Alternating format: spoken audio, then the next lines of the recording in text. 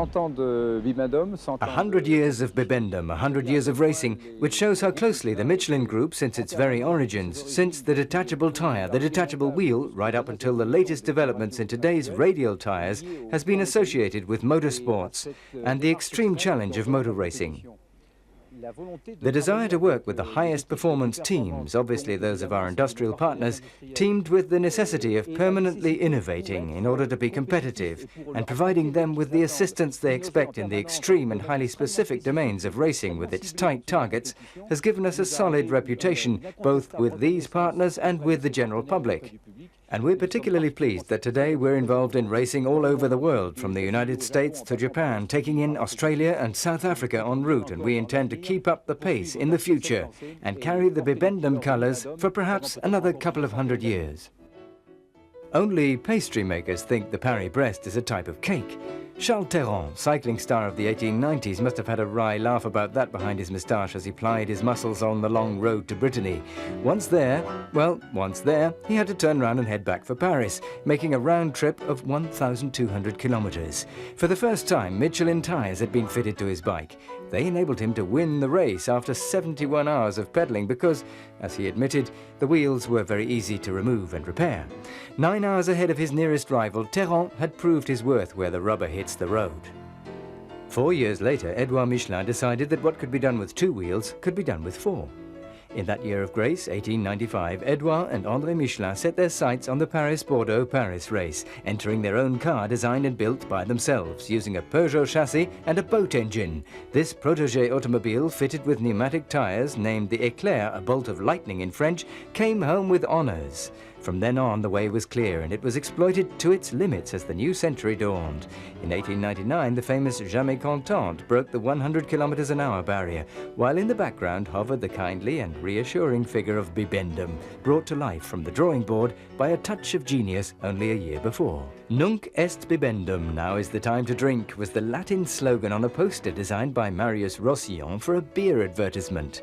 André Michelin took a liking to the figure on the poster and suggested transforming the jolly character by making him out of tyres piled one on top of another. Michelin's strategy was henceforth sketched out for the future. Racing was to become the triumph of research and the proof of its worth. 1,240 kilometers in 2 days, the ultimate test for both man and machine.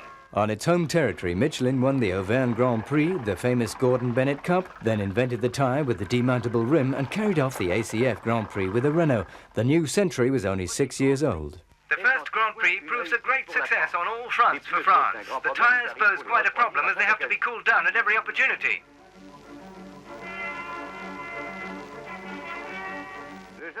Young Albert Clément is having difficulties. He has to change his tyres fitted to normal wheels, while the Fiat and Renault entries have demountable rims. Renault wins, while Italy, with Nazzaro in a Fiat, comes in second, giving the prize winners stand an international flavour. Michelin had got caught up in a process which was about to take off like the Industrial Revolution, for from then on the pace quickens. The late 20s and early 30s saw the first comfort tyre, then the first tubeless tyre, then the super comfort, and in 1937 the first steel carcass, the metallic. All these new developments were the direct results of challenges. One of these led Michelin across the sands of the Paris-Algiers-Gao rally, through terrain where nature doesn't forgive mistakes. This is the genesis of the future Paris-Dakar rally, where men only have themselves to rely on, and there was no recourse to the sophisticated means of communication we have today.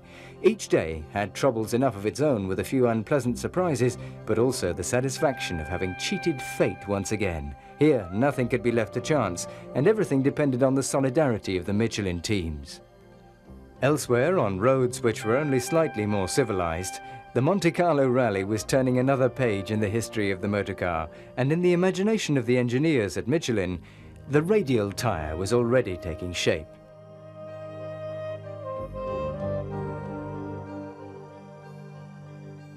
The radial was born out of a veritable technological revolution, a successor to the metallic.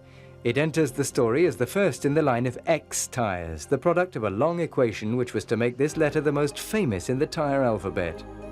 So why not? Once again, Michelin accepts the dare and launches the radial into the motorsports arena just at the time when car racing, the privileged domain of gentlemen drivers, was becoming the main battleground for the automobile makers. They had already known this for a long time, especially Citroën, who had appointed Pierre Michelin as chairman just before the war. The big names in automobile manufacture now began building cars to win. They needed a whole arsenal of tyres to gain a winning edge over their competitors. Subtle selections of rubber were needed for tyres which had to be driven in icy conditions, on slippery terrain, or for aquaplaning round blind bends. Following much research work in its laboratories, Michelin carries the illustrious Renault Alpine Berlinette Bleu to world victory. It's one of the most delightful chapters in the history of Bibendum.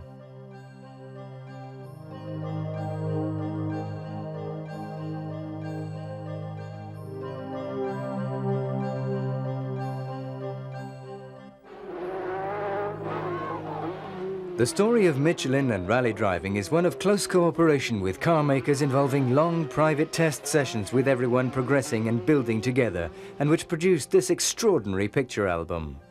Darniche's Stratos, this rally machine built to win whatever the terrain. The indestructible Peugeot 504, unbeatable on the roads of Africa. Jean-Pierre Nicolas' Porsche, which won the Monte Carlo rally thanks to an astonishing range of Michelin tyres. Jean Ragnotti's famous skateboard, or again his Renault 5 Turbo, which he drove to victory in the Principality. And of course, the classic images of the world champion Talbot with Guy Fréquelin and Jean Todt.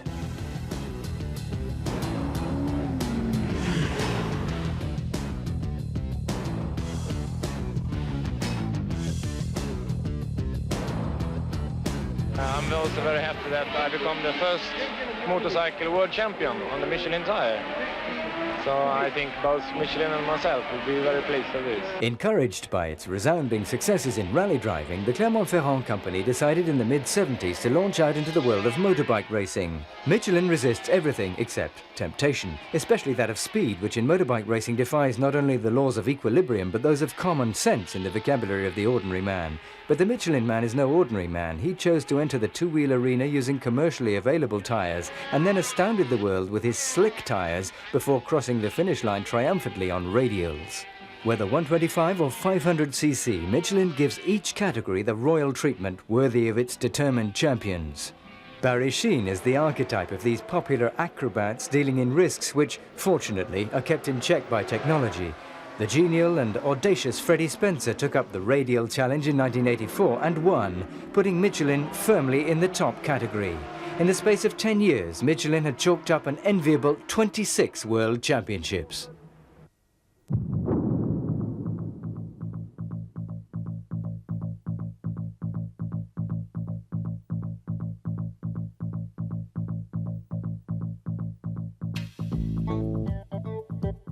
Formula One, a formula for magic.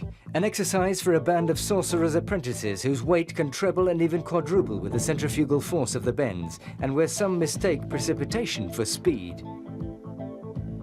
Towards the end of the 1970s, a few enterprising cameramen and photographers managed to catch some of these rare birds. This exciting footage was taken at the Clermont-Ferrand Test Centre. Marvellous lunatics in their racing machines, the Ferrari Formula One and the surprise appearance of the new Renault with a turbo engine and Michelin radial tyres.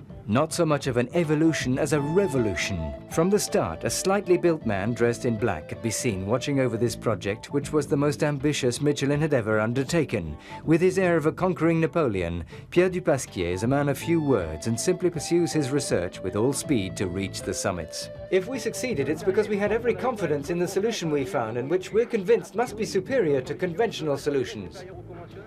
The legendary Formula One racing stable of Ferrari gave itself a boost when it opted for Michelin. They didn't have to wait long for the results, as Carlos Reutemann drove to victory on Michelin tyres in the Brazilian Grand Prix. This was less than a year after the Clermont tyre manufacturer had entered the world of Formula One racing. Borne along on the wave of this first success, Ferrari and Michelin then gave radial tyres a first world title win in 1979 with Jody Scheckter. And that wasn't the end of their joys, as Jean-Pierre Jabouille presented Renault with its first French Grand Prix victory at Dijon that same year, in an epic race which pitched tyre against tyre, driver against driver, in the battle between René Arnoux and Gilles Villeneuve, the protégé of that achiever of the impossible, Enzo Ferrari.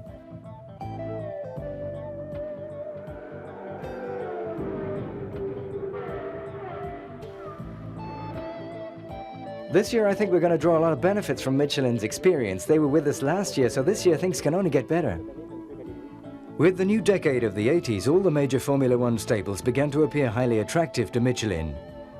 Even if Alain Prost lost the world title by a hair's breadth, Michelin, with 13 wins in 15 races, could still wear the driver's world champion crown with Brabham and Nelson Piquet. And Michelin did it again the following year with Niki Lauda and McLaren. The radial tyre had now proved itself to be the best in the world. It was time to be moving on to other things.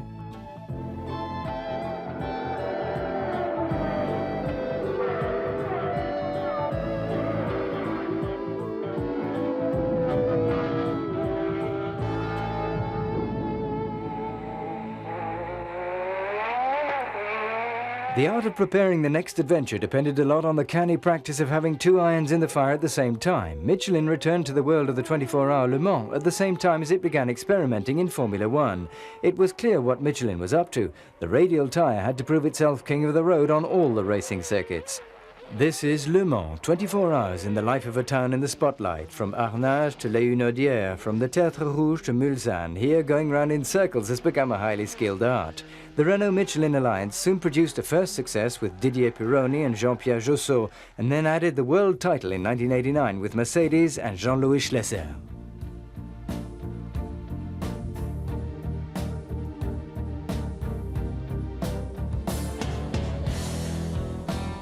Peugeot and Jean Todt were keen to give it another go as well. Their 905 won at Le Mans 2 years in a row in 1992 and 93, and then went on to make it a resounding triple win with the world title. And Michelin had other significant victories to glean with McLaren and Porsche. What new terrain and new discipline would Michelin come up with inventions for next?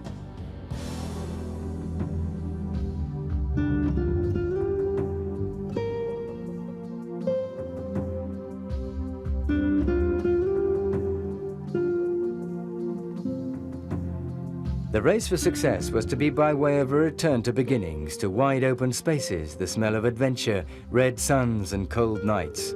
Beyond the desert of the sagas lies the hard reality of the impossible trails and sand traps of the Paris-Dakar rally. Nothing has basically changed here since Michelin's epic Sahara adventures in the 30s.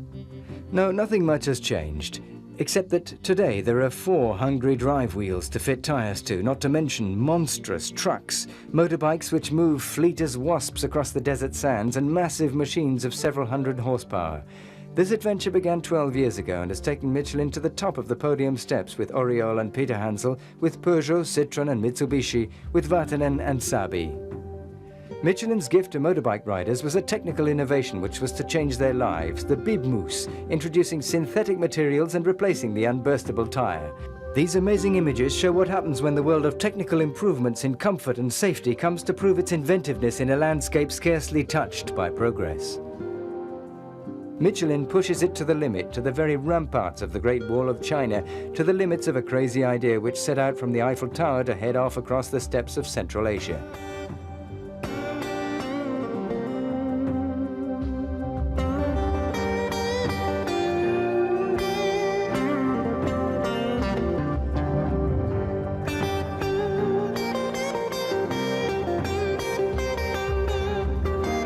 Ever since 1898, Michelin has honoured this commitment to make racing the showcase for its know-how, and as victory is no friend of patience, success must always come at a gallop. Racing is the test bed and the last link in that discrete production line which develops tyres that make the difference. In a single season, Michelin brought the biggest names in automobile manufacturing to the championship of 2-litre saloon car racing. Here again, Michelin found a ready ear. Nothing is done without the manufacturer's full consent. Michelin is more than just an associate, it's a partner in the full sense of the term. Running in an unbroken series for 5 years, Michelin's victories led to the FIA World Cup and 11 national titles in 1997. Anything which is driven around a racetrack, whether in endurance racing or sprint, has become a must for Michelin, as Michelin has become a must for vehicle sports.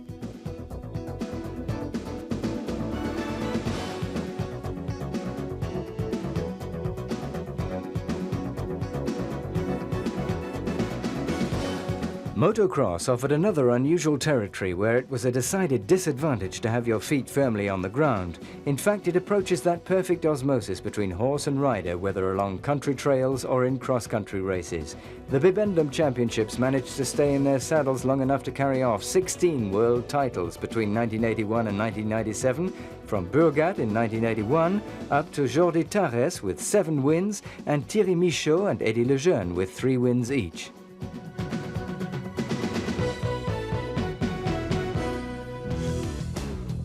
Involved in superbike racing for the last 9 years, Bibendum can triumphantly wave aloft the laurels of such prestigious world champions as Fred Merkel, Raymond Roche, Carl Fogarty, Troy Corser and John Kosinski. Naturally present in the two-wheel endurance races, Michelin pulled out all the stops to achieve 10 wins with Honda and Suzuki and the chance to ascend the podium steps of one of the most coveted championships in the world, the legendary Bol d'Or. The name alone is enough to send a shiver of excitement through the thousands of motorcyclists who come from all over Europe. The Bol d'Or is a party bringing together people of all ages and all social classes into one big family, the motorbike family. At the Bol d'Or, more than anywhere else, the tyre is a decisive element. In this world where resistance rhymes with perseverance, Michelin adds endurance thanks to that indispensable weapon, the radial tyre.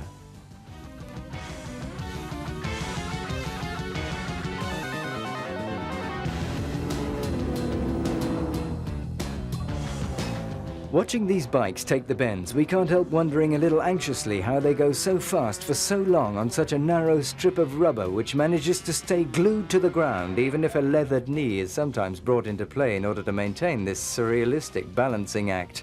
But these drivers are relying on neither magic nor good luck. They simply have total confidence in a product they know and which is used by the top champions. Between 1974 and 1997, Michelin carried off 58 prizes, with Freddie Spencer accomplishing the exploit of the year in 1985, to be the only driver ever to have won the world title both in 250 and 500cc.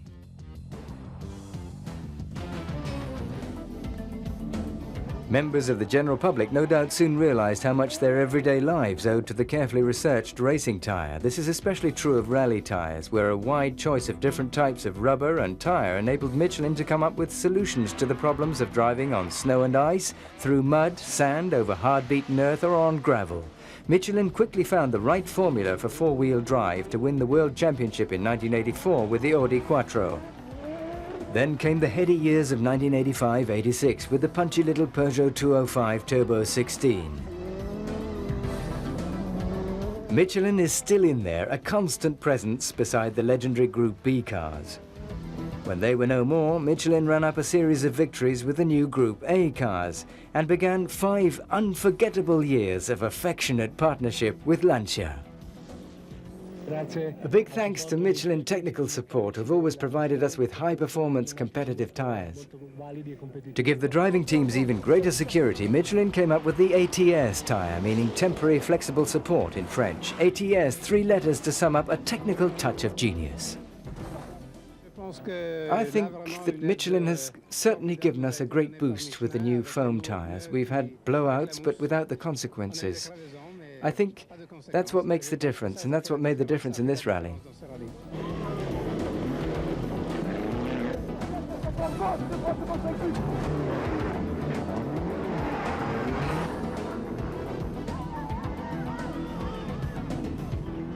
I have to say that Michelin has made an exceptional contribution, as they've always done in the past with Ferrari. They've produced some extraordinary tyres for us. And the results, as usual, are due, well, maybe not quite 50-50, but a good share of the credit goes to them.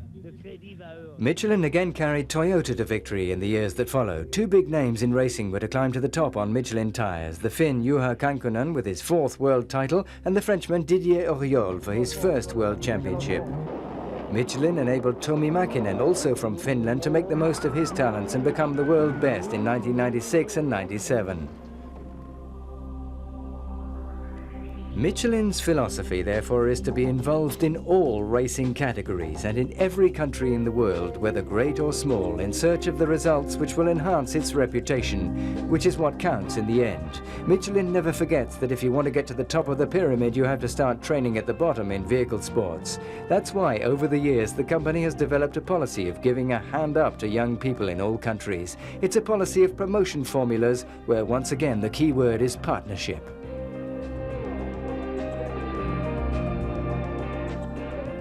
Michelin's involvement in the world of racing is an ongoing commitment. That first successful experience with Charles Théron continues with the outstanding successes over the sharp cobblestones and treacherous gravel of the Paris-Roubaix cycle race. Michelin makes tyres for track racing as well as for off-road mountain bikes. Since the appearance of the first yellow jersey in the Tour de France, the name of Michelin has been emblazoned on the backs of the greatest racers of all time. And at the head of the Tour de France cavalcade is the reassuring and mischievous, ever-confident Bibendum, as if the passing of time had simply renewed his youth, and as if this indefatigable gentleman can never have his fill of victories.